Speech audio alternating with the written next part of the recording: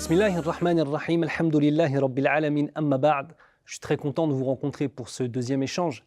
Écoutez, aujourd'hui, on va parler de la chose la plus importante pour nous les musulmans et je l'espère, un jour qui deviendra la chose la plus importante pour vous aussi, pour vous tous, d'accord? C'est Allah. Alors en français, on va traduire le terme Allah par Dieu. Mais pour ceux et celles qui ne sont pas de confession musulmane et qui regardent cette vidéo, déjà bienvenue à vous. Mais vous remarquez une chose, c'est que les musulmans continuent, malgré le fait que vous puissiez rencontrer des musulmans qui soient francophones, complètement francophones, lorsqu'ils parleront de la divinité unique, la seule en droit d'être adorée, ils ne diront pas Dieu, mais ils diront Allah. Donc déjà la première question à se poser, c'est pourquoi ne pas dire simplement Dieu et garder le terme Allah? Eh bien pour cela, on doit revenir à l'origine de ce terme. Le terme Allah vient du terme en arabe qui est El-Ilah. Vous avez certainement entendu des gens qui s'appellent Abdullah, c'est-à-dire Abdellah. Voilà, en français ça fait Abdellah. Eh bien nous avons aussi un deuxième prénom en français, en arabe, qui signifie exactement la même chose, qui est Abdul Ilah. Le terme à la base était le terme El-Ilah. El-Ilah signifie, écoutez bien, celui dont la séparation provoque un désespoir profond, et celui dont le rapprochement élève l'âme et fait naître une joie intense. Voilà ce que signifie El-Ilah. Et à force d'utiliser le terme El-Ilah, il s'est transformé en Allah. Quand je dis Dieu, je parle simplement d'une divinité, je parle de quelque chose que j'adore, pour lequel je fais simplement des actes, possiblement. Quand je dis le terme Allah, je parle de celui que j'ai mis au centre de mon existence. Je parle de celui dont j'ai conscience de sa toute-puissance, de son omniscience, de ses capacités infinies, subhanahu wa ta'ala. Vous comprenez? C'est la raison pour laquelle nous, musulmans, nous utilisons le terme Allah. Deuxième élément. Si on parle d'Allah, on doit parler de quelque chose d'autre qui est ce qu'on appelle Al-Ikhlas. Qu'est-ce que Al-Ikhlas? Le terme Al-Ikhlas, on va devoir le traduire en fait, bien évidemment. Mais traduire, c'est trahir, donc je vais devoir encore une fois vous donner des explications. J'espère que vous allez patienter avec moi. Il comporte en fait deux dimensions, et non pas une seule. La première dimension, quand on parle d'Ikhlas, c'est celle de l'unicité absolue de notre Seigneur. Et maintenant, vous commencez à le connaître. Et la deuxième dimension, c'est la sincérité de l'adorateur vers le Seigneur. Donc ce que je suis en train de vous dire, c'est que dans ce seul terme, il y a finalement deux dimensions. La dimension de la perfection du Seigneur, d'une part, et la dimension de la sincérité de l'adorateur.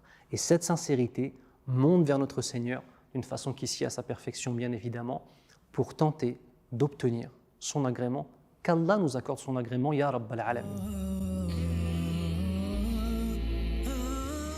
Le nom Allah signifie le seul digne d'être adoré. Et c'est une des raisons pour lesquelles nous avons une grande divergence avec les gens du livre. Les gens du livre sont les juifs et les chrétiens, d'accord? Nous avons une divergence profonde sur la notion même de divinité. Puisque nous, en tant que musulmans, nous ne reconnaissons pas Jésus comme étant Dieu, bien évidemment. Et ça, c'est une chose qui est commune aux musulmans et aux juifs, d'accord? Ce que nous reconnaissons par exemple à Jésus, et oui, parce que vous le verrez par la suite, Jésus fait partie des plus grands prophètes que nous, musulmans, reconnaissons. Et si un musulman reniait le fait que Jésus, alayhi salam, que la paix soit sur lui, Isa en arabe, s'il reniait que Isa, alayhi salam, Jésus est un prophète, il ne serait plus musulman ou musulmane. Un musulman qui insulterait Jésus sortirait de l'islam. Il ne serait plus musulman. Vous comprenez? Un musulman qui insulterait Abraham, alayhi salam, il ne serait plus musulman. Nous avons en fait cette relation avec Allah Azza wa Jal d'unicité absolue et nous avons ceux qui sont chargés de transmettre le message et ce sont les prophètes, au même titre que Jésus, au même titre que Mohammed sallallahu alayhi wa sallam, au même titre que Moïse, Moussa, que Ibrahim, Abraham, etc., etc. Daoud, David, Suleyman, Salomon, tous ces prophètes-là, vous comprenez? Nous avons, nous, dans notre relation avec notre Seigneur, une relation directe, jamais d'intercesseur. Et c'est la raison pour laquelle, par exemple, en islam, nous n'aurons pas, dans l'islam orthodoxe, réel, nous n'aurons pas de notion de saint, par exemple. Il n'y a pas de saint en islam. S-A-I-N-T-S. Non. En islam, nous avons les rapprochés d'Allah par leur piété, effectivement. Mais tout émane d'Allah. Allah, si je veux vous parler en fait finalement de l'unicité de mon Seigneur de la façon la plus parfaite, c'est simplement en le citant. Et je vais vous réciter une sourate très très courte, d'accord? J'espère que vous allez patienter, je vais vous la dire en arabe, mais vous inquiétez pas, ne vous inquiétez pas, je vais la traduire en français. Allah Azza wa Jalla nous dit A'udhu billahi minash shaytanir rajim. Bismillahir rahmanir rahim. Je cherche refuge auprès de mon Seigneur contre Satan le lapidé. Et je commence cette lecture au nom d'Allah, celui dont la miséricorde est parfaite et celui dont la miséricorde ne cesse de se renouveler. Qul huwa Allahu ahad. Dis, Allah est lui l'unique. Allahu samad. Allah est l'absolu. Lam yalid wa lam yulad. Il n'a pas engendré, il n'a pas eu d'enfant, et il n'a pas été engendré, et il n'a pas de père qui lui a donné naissance. Wa lam yakun lahu kufuwan ahad. Et nul n'est égal à lui. Vous voyez cette sourate? C'est la sourate que tous les enfants musulmans... Regardez, je vous mets au défi de faire quelque chose. Vous avez tous et toutes des amis musulmans ou musulmanes.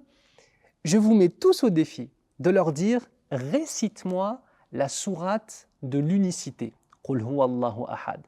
Vous verrez que eux tous, même ceux qui ne font pas la prière, pourront vous la réciter, Inch'Allah. Celle-ci ainsi qu'une autre sourate qui est Suratul Fatiha, la sourate de la Fatiha. Cette sourate, Qul huwa Allahu ahad, regardez si on regarde un petit peu comment Allah Azza wa Jalla nous l'a révélé. Qul. Allah ordonne au prophète Mohammed sallallahu alayhi wa sallam et il nous ordonne à nous musulmans et à l'humanité tout entière de dire une chose. Dis, huwa Allahu ahad. Il est Allah, la divinité unique, le seul digne d'être adoré. Ahad, l'unique, personne avec lui. Vous voyez, c'est une unicité en fait qui est totale, qui ne tolère aucun type de polythéisme, qu'il soit apparent ou qu'il soit caché. Qul huwa Allahu ahad, Allahu samad, l'absolu. Personne n'est au-dessus de lui. Vous savez, la notion même de polythéisme, la plupart du temps, en termes généraux, dans les sociétés polythéistes, comment cela se passe-t-il? C'est que Allah a un certain nombre de noms. Parmi les noms d'Allah Azza wa Jal, nous avons Ar-Razzaq, celui qui donne la subsistance. Al-Khaliq, celui qui crée tout.